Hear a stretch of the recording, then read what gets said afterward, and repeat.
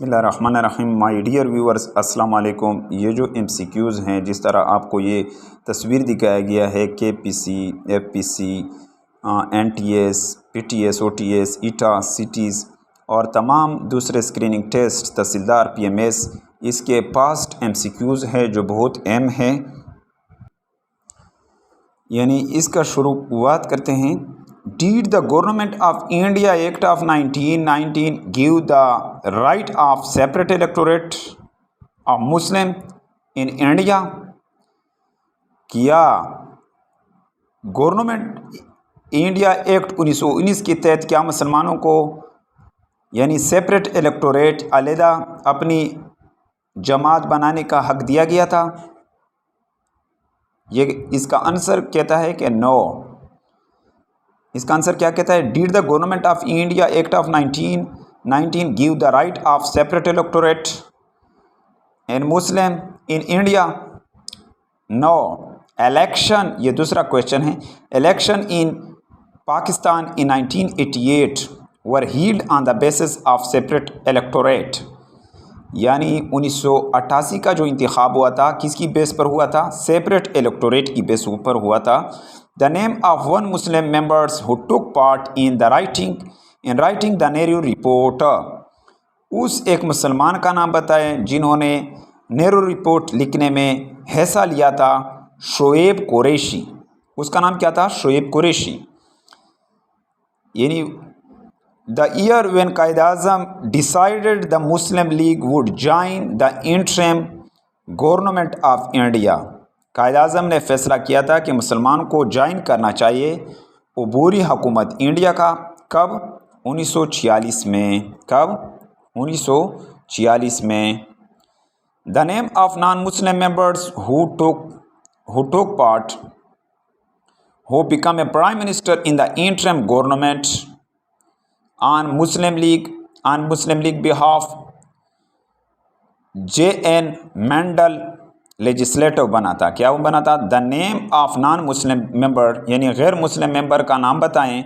वो become a minister in the interim government, जो अबूरी हुकूमत में मुस्लिम लीग के अबूरी हुकूमत में मुस्लिम लीग की बिहाव पर बना था। उसका नाम क्या था? JN Mandal legislative.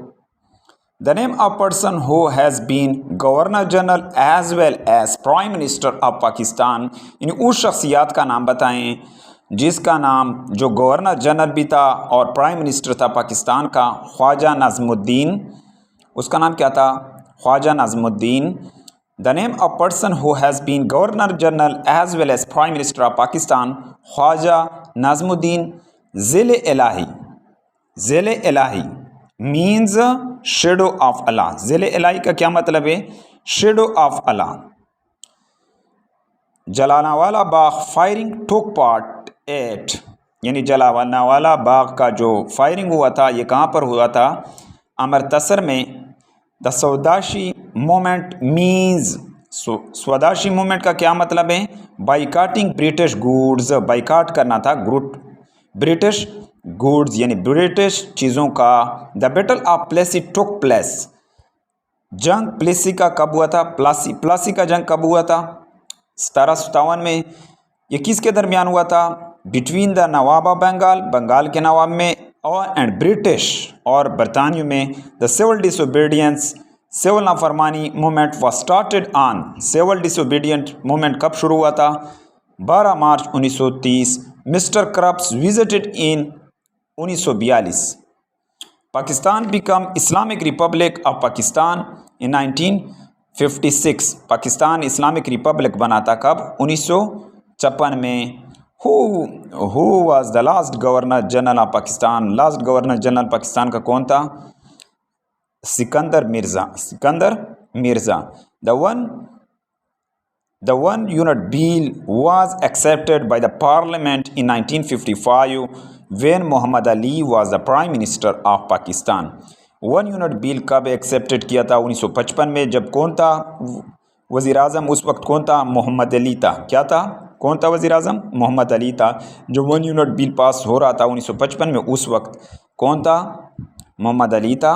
The name all India Muslim League was proposed. The name all India Muslim League was proposed.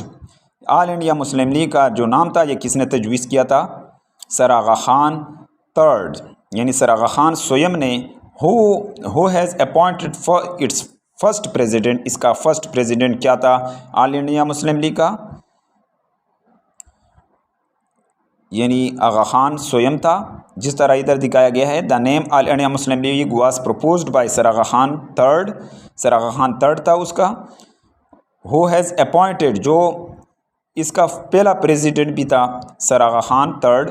The league constitution was framed in 1907 in Karachi. League constitution कब बने थे?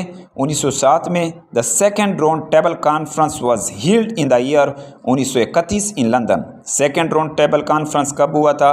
1931 में। कहाँ पर? लंदन पर। इस वीडियो से अगर आपको कुछ फ़ायदा हो तो चैनल को सब्सक्राइब करें, वीडियो को लाइक करें, कमेंट करें। Thank you for watching this video.